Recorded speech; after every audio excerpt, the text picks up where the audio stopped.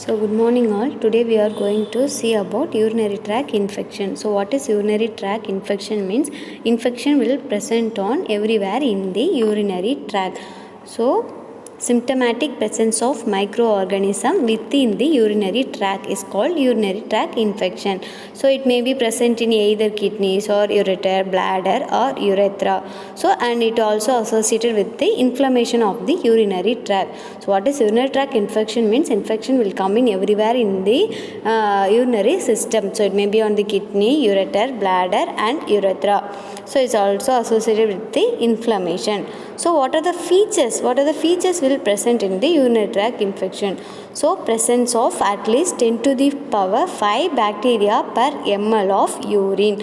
So urinary tract infection, there will be 10 to the power 5 bacteria per ml of urine. Then also asymptomatic bacteria. So asymptomatic means without any symptoms, without any symptom of bacteria. Then urethritis. So what is urethritis means? Infection of anterior urethral tract. So if the infection or inflammation will come in urethra means we'll call it as urethritis. If the patient having urethritis means the patient having associated symptoms like dysuria, urgency and frequency of urination. Then cystitis. If the patient having infection or inflammation in the urinary bladder means we call it as an cystitis. So if the patient having cystitis means the patient having following symptoms like dysuria, frequency, urgency, pyuria and hematuria.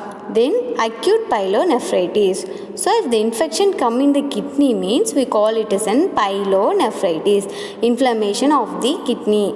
We call it as an pyelonephritis. So there are two types of pyelonephritis. One is acute pyelonephritis, then another one is chronic pyelonephritis. So what is acute pyelonephritis? So acute pyelonephritis means infection of one of both kidneys, sometimes may be in the urinary lower tract also. So we call this an acute pyelonephritis. The patient having acute pyelonephritis means the patient having following symptoms like pyuria, fever and painful micturition. So pyuria means presence of pus in the urine. Then chronic pyelonephritis. So what is chronic pyelonephritis means? Particular type of pathology of the kidney. So it is an inflammation in the kidney. So it may be or may not be due to an infection. Then UTI terminology. So what are the terminologies? So there are two types of UTIs. One is uncomplicated, then complicated. So what is uncomplicated? In the term itself we see it is an uncomplicated. So without any complication.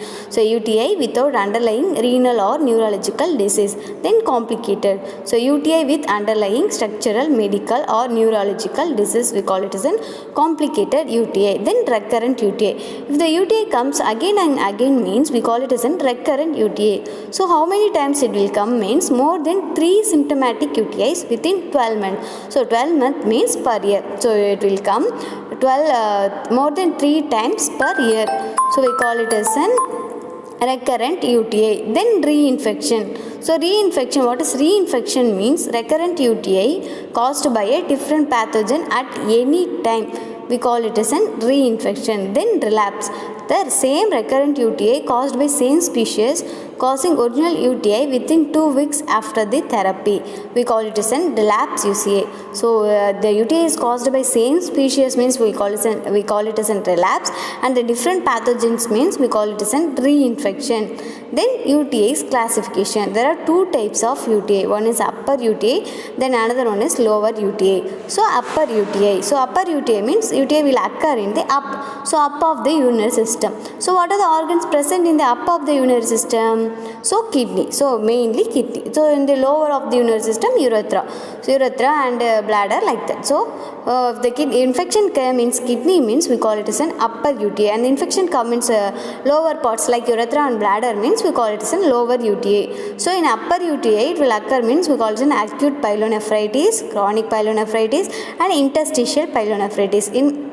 Then lower pyelonephritis, cystitis, prostatitis and urethritis. So if the infection come in bladder means we call it as cystitis, and urethra means we call it as urethritis, and prostatic area means we call it as prostatitis. So okay. So both the upper and lower UTI we divided into both uncomplicated and complicated. Then epidemiology. So UTI commonly seen in all age groups. So then mainly UTI will commonly occur in women than men. So why it comes commonly in women means because women are having shorter urethra. So UTI will occur more common in women. Then it will occur also children's also. Then what is the etiology? So what is the causes for UTI means the main causes for UTI is E. coli. So UTI is the 80% of the UTI will caused by E. coli only. So not only UTI is caused by E. coli, it also caused by some other species also. So what are the species means Klebsiella, Proteus, Streptococcus and Facialis. This both gram negative and gram positive bacteria. Then complicated UTI will caused by Pseudomonas aeruginosa, Enterobacter. Then viruses, rubella, mumps, HIV, fungi, candida, like that, protozoa, hematobium. So like that every bacteria and viruses, fungus, protozoas, everything will cause the UTI. Then pathogenesis. There are 4 routes of bacterial entry to urinary tract. So urinary tract will occur in 4 routes. So one is ascending infection, then is blood-borne spread, then is lymphogenous spread, then direct extension from other organs. So okay, what we'll see, what is ascending infection, then blood-borne spread, then lymphogenous spread, then direct extension from other organs. So first we are going to see about ascending infection. So what is ascending infection means it will occur in the up of the urinary tract. So up means so it will come from urethra, then to bladder, then to urethra to bladder, then to ureter, then to kidney. Like that it will occur means we will call it as an ascending infection. So from down to the kidney, like that it will occur means we call it as an ascending infection. Then hematogeneous. So we already know what is hematogeneous means, it is a blood-borne disease. So blood-borne spread to kidneys occur in bacteremia, mostly it will caused by S. aureus. So hematogeneous spread is mostly caused by S. aureus and it is a blood-borne disease. Okay, then lymphotogenous spread. So lymphotogenous spread means through rectal and colonic lymphatic vessels to prostate and bladder.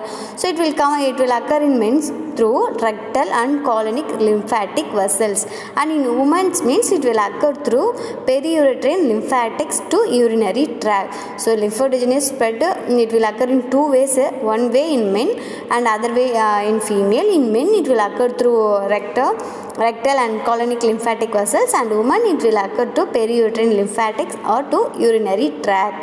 Then direct extension from other organs means if you are having pelvic inflammatory disease or genitourinary disease fistulas means it will maybe the organs are nearly present now. So it will cause urinary tract infection. Then UTI risk factor. So UTI will come. So for what people's UTI will come. So what is the risk factor for UTI means? First, aging. So the patient will be more aged, more than 50-60 years means. So the patient definitely having diabetes mellitus, urinary retention and impaired immune system. So for that patients urinary tract will come commonly. Then female. So females already we told because females having shorter urethra. So because of that UTI will most common in females. Then sexual intercourse, then contraceptives because females are using contraceptives also. So it will occur through that route also. Then in males, prostatic hypertrophy and bacterial prostatic and also age. Then clinical presentation. So UTI patients, how they present. So clinical manifestation depending on site of infection. So it will come under urethra means it will having different features, and it will come in prostate means have patient having different features, and it will come in kidney means patient having different features. Okay. So clinical manifestation depending on age of patients. So urethritis. So the patient having urethritis means what are the symptoms? What are the clinical manifestations the patient having means? First is discomfort in voiding. So if the patient go for voiding means they will feel discomfort. Then dysuria, then urgency and frequency. Then cystitis. So cystitis means infection will come in bladder, means we'll call it as cystitis. So dysuria, urgency, frequency, pelvic discomfort and abdominal pain and pyuria also. So clinical features will depending upon the site of the infection. So if it comes urethra, means it will having different clinical features, and cystitis in it will come in bladder, means the patient having different symptoms, so different characteristic features. Then hemorrhagic cystitis. So hemorrhagic means visible blood in urine, so blood will come in the urine, then irritating voiding symptoms.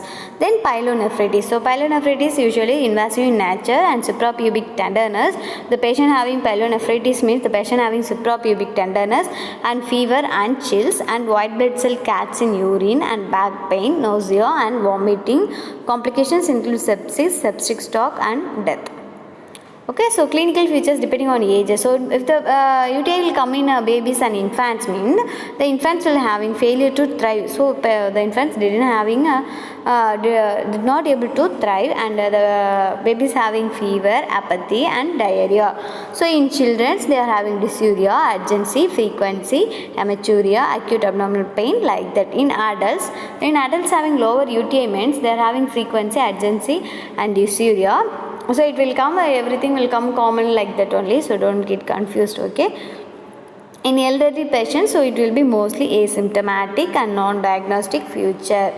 Then UTI diagnosis. So what are the how we can diagnose UTI? So first is microscopic examination of urine, then urine analysis, then urine culture, then imaging techniques. So what are the imaging technique? Mean CT and MRI. So then laboratory examinations and contaminated midstream urine sample we used for UTI determination. So methods of urine collection. There are 3 methods of urine collection. One is stick-on bags and catheterization and suprapubic aspiration. Then urine analysis. So in the urine, it will there will be presence of pus in the urine. So we already say so if the patient having urethritis means the patient having cystitis means the patient having pyuria symptom. So like that. So the patient having pyuria means the patient definitely having pus in the urine. So that's why it will come here. Presence of pus, white blood and red blood cells. Then bacterial count. So in the first slide we saw that bacterial count more than 10 to the power 5 per ml in urinary tract infection. Then leukocyte esterase in WPCs in urine. Then nitrate dipstick test. So it will come around, it will come like pink color, like that, whatever we show in this slide, it will come like that. And then diagnostic test for adult with recurrent UTI. So for the patient having recurrent UTI means what the diagnosis we have to turn mean intravenous pyelography and excretory urography. So the patient having recurrent UTI means we want to know that now. So what will cause recurrent? What species it causes? So why the UTI comes again and again means we have to identify means we have to do the test intravenous pyelography and excretory urography. So what is intravenous pyelography means whatever we shown in the slide, that is intravenous pyelography. We just inject one contrast in the inject the contrast dye in the intravenous, and it will shown where it is where the infections will again occur, like that. So UTI management. So how can we manage the UTI means if the UTI will be in symptomatic UTI means we'll give antibiotics. So they already know bacteria will cause the UTI. So mostly E. coli will cause the UTI. So if the bacteria will causes UTI mean definitely the treatment is antibiotic therapy. So the patient having symptomatic UTI means antibiotic therapy is the first treatment, and asymptomatic UTI means no treatments. Okay. So there is no symptoms also, so no treatment required. So no specific therapy, more water intake. The patient have to take more water and maintaining acidity of the urine. Fluids like cranberry juice they have to take. Okay, then pathogen specific. So depending on the pathogens, what are the treatments where we have to give. Like that we are sharing this slide. So pathogen, if the E. coli will cause the UTI means the treatment is ceftriaxone 50 mg per kg IV or IM per day. Okay, so the E. coli will cause the UTI means treatment in ceftriaxone, and Pseudomonas aeruginosa will cause the infection means the gentamicin is the treatment, and Klebsiella species or Enterobacter species or Proteus species will cause the UTI means the treatment is ceftazidime. We have mentioned the units also here and doses also here. And Enterococcus, Streptococcus will cause the infection means ampicillin is the treatment. Okay, then acute pyelonephritis. So if the patient having acute pyelonephritis means parenteral antibiotic will give, we have to give parenteral antibiotics like ceftriaxone, gentamicin and ceftofloxacin we have to give, and we are mentioning the dosage also here. Okay, so it is a 10 to 14 days treatment. Okay, thank you. Our class is over. I hope you guys are understand. Thank you very much.